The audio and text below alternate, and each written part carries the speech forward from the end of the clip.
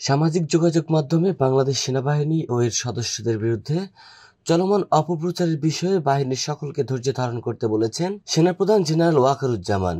এই সময় তিনি বলেন, বিভিন্ন ব্যক্তি তাদের বিভিন্ন স্বার্থ উদ্ধারের লক্ষ্যে এমন অপপ্রচার করছে। এসবের বিরুদ্ধে তাৎক্ষণিক ব্যবস্থা গ্রহণ না করে পেশাদারী আচরণ করাই শ্রেয়। তবে এই সকল অপরাধ যথাযথভাবে লিপিবদ্ধ থাকছে এবং উপযুক্ত সময়ে এ সকল দায়ী ব্যক্তিদের বিরুদ্ধে যথাযথ আইনি ব্যবস্থা গ্রহণ করা হবে। মঙ্গলবার সকালে ঢাকা সেনানিবাসে অফিসার্স অ্যাড্রেসে অনুষ্ঠানে সেনা সদস্যদের উদ্দেশ্যে দেয়া বক্তব্যে তিনি এই কথা বলেন। এতে পদস্থ কর্মকর্তারা সরাসরি উপস্থিত ছিলেন এবং দেশের অন্য সব সেনা স্থাপনার কর্মকর্তারা ভার্চুয়ালি যুক্ত হন। সেনা সদস্যদের উদ্দেশ্যে ওয়াকারুজ্জামান বলেন, দেশের মানুষ এখন সেনা সদস্যদের দিকে তাকিয়ে রয়েছে।